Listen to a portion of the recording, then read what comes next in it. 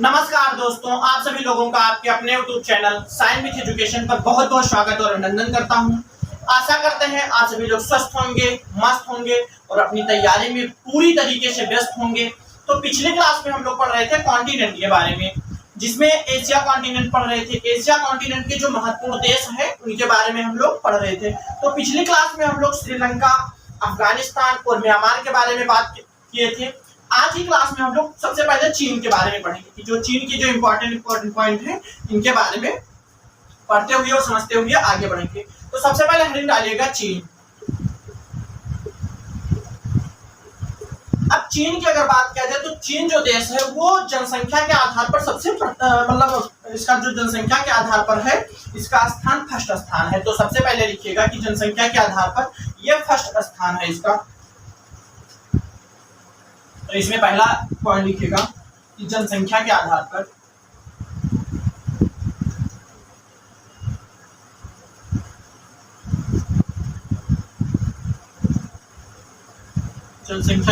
पर इसका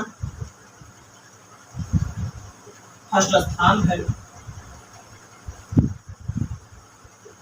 मतलब अगर आपसे पूछा जाता है, मतलब कोई भी पूछे कि सबसे ज्यादा जनसंख्या कहाँ है, तो आपका आंसर होगा कि जो चीन है वहां सबसे ज्यादा जनसंख्या है। जनसंख्या के आधार पर चीन सबसे पहला स्थान पर है।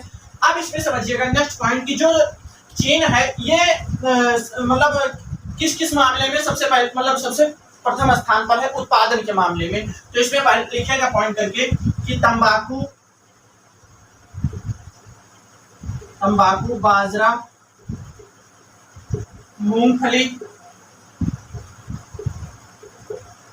फल, सब्जी, कोयला, कपास, गेहूं, माइका और लोहा, इन सब के उत्पादन के लिए प्रथम स्थान है। उत्पादन के लिए प्रथम स्थान है। तो क्या समझ में आया कि जो तंबाकू है, जो चीन देश है, ये तंबाकू, बाजरा, मूंगफली, फल, सब्जी, कोयला, कपास, गेहूं, माइका, लोहा, इन सब के मामले में जो उत्पादन का जो मामला है इसमें सबसे पहला स्थान जो है वो चीन का है। यहाँ से बहुत इंपॉर्टेंट क्वेश्चन है कि कई बार ऐसे पूछ लिया जाता है कि सबसे ज्यादा तंबाकू उत्पादन करने वाला कौन सा देश है, सबसे ज्यादा बाजरा उत्पादन करने वाला है, मूंगफली, मतलब ऐसे दे दिया जाएगा 2-3 ऑप्शन और उसमें पूछ लिया जाता है। तो ये बहुत इंपॉर्टेंट है, इसको जरूर नोट करिएगा। तो एक बार फिर से समझ लीजिए कि जो चीन है ये जनसंख्या के आधार पर इसका पहला स्थान है, सबसे ज्यादा जनसंख्या जो है वो चीन में है। नेक्स्ट पॉइंट में समझिएगा कि तंबाकू, बाजरा, मूंगफली, फल, सब्जी, कोयला, कपास, गेहूं, माइका, लोहा, इन सब के मामले में जो उत्पादन होता है ये सब मतलब चीन में इन सब का उत्पादन सबसे ज्यादा होता है। ये प्रथम स्थान है चीन का। तो इसको आप सभी लोग नोट कर लीजिए। फिर हम लोग पढ़ेंगे जापान के बारे में। तो इसको आप सभी लोग सबसे पहले नोट कर लीजिए, फिर हम लोग जापान के बारे में पढ़ेंगे और समझेंगे। तो आशा करते हैं आप सभी लोग इसको समझ गए होंगे। तो अब हेडिंग डालिएगा जापान। नेक्स्ट हेडिंग डालिएगा जापान।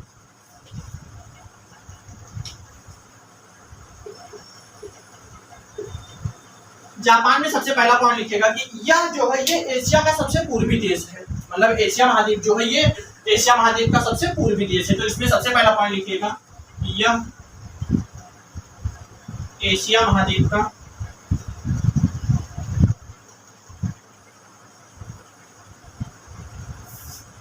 सबसे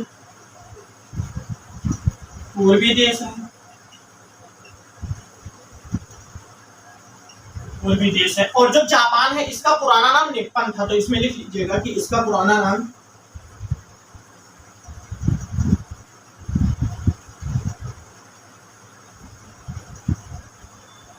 निप्पन था। जो जापान देश है इसका जो पुराना नाम है वो निप्पन था।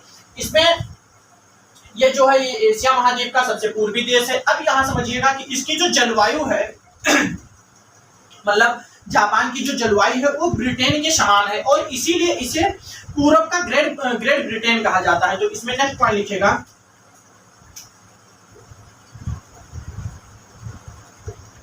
इसकी जलवायु ब्रिटेन के समान है।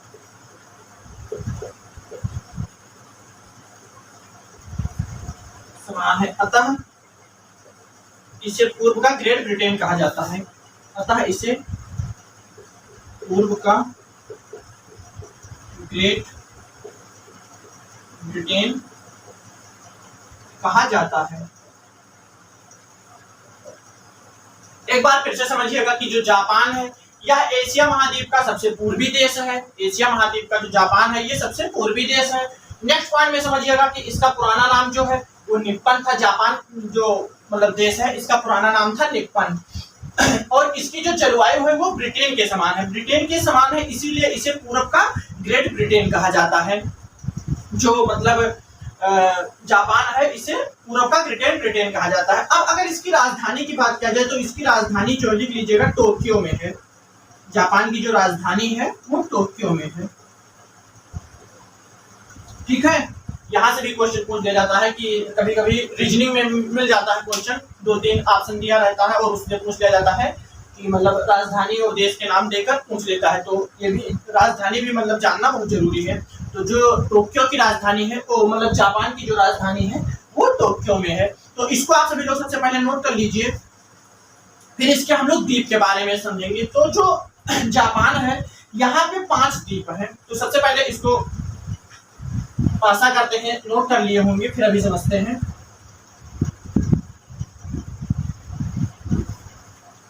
अब इसमें समझिएगा कि जो जापान देश है यहाँ पर पूरे मतलब टोटल 5 द्वीप हैं।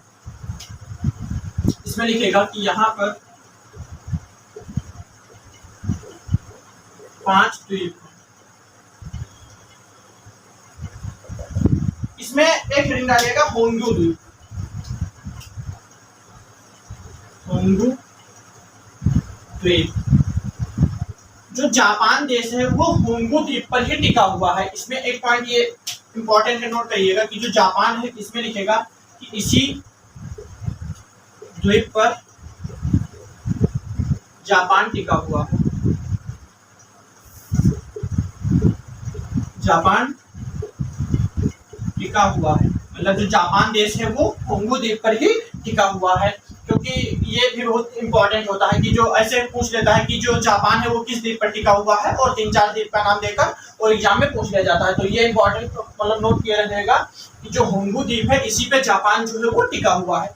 अब जापान के अगर उत्पादन की बात किया जाए तो ये चावल और मछली उत्पादन में मतलब सबसे ज्यादा यहाँ पर होता है, सबसे अधिक होता है। तो इसमें लिख लीजिएगा कि जापान में चावल और मछली का उत्पादन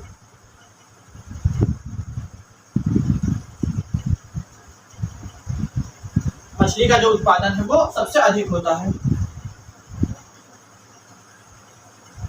सबसे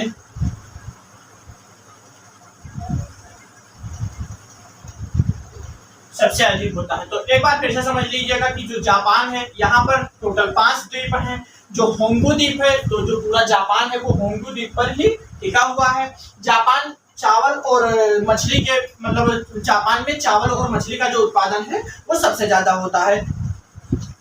और इसमें एक पॉइंट और नोट करिएगा कि जो जापान है ये मतलब सबसे ज्यादा जो जनसंख्या वाला शहर है वो यहीं पे है। तो इसमें नोट कर लीजिएगा कि यह विश्व का सबसे ज्यादा जनसंख्या वाला शहर है।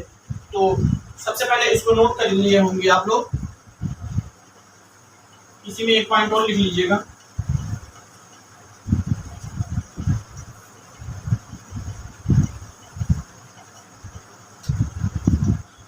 यहाँ विश्व का सबसे ज्यादा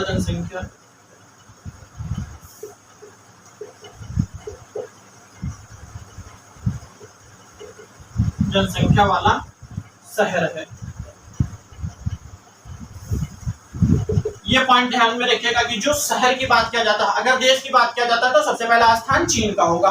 अगर शहर की बात किया जाता है कि विश्व का सबसे ज्यादा जनसंख्या किस शहर में है, तो आपका आंसर होगा कि जापान जो है इसके मतलब इसमें सबसे ज्यादा जनसंख्या वाला शहर है। तो आशा करते हैं आप सभी लोग चीन और जापान जो है ये समझ गए होंगे। तो इस क्लास में बस इतना ही। अगली क्लास में हम लोग पढ़ेंगे अंटार्कटिका कॉन्टिनेंट के बारे में, जो अंटार्कटिका महाद्वीप है उसके बारे में हम लोग नेक्स्ट क्लास में बात करेंगे। तो इस क्लास में बस इतना ही। आपको क्लास कैसे लगी कमेंट बॉक्स में जरूर बताएं, और आप सभी लोगों से निवेदन करता हूं कि अपने क्लास को अपने सभी दोस्तों में साझा करें और सब्सक्राइब करें, लाइक करें, बेल आइकन प्रेस करना ना भूलें, जिससे कि जो हमारे क्लास का नोटिफिकेशन होता है वो आप सभी लोगों तक सबसे पहले पहुंचे, और हमारे साथ साथ अपनी तैयारी को बहुत मजबूत बना पाएं और अपने सपनों को साकार कर पाएं। तो मिलते हैं एक अगली क्लास में, तब तक के लिए जय हिंद, जय भारत।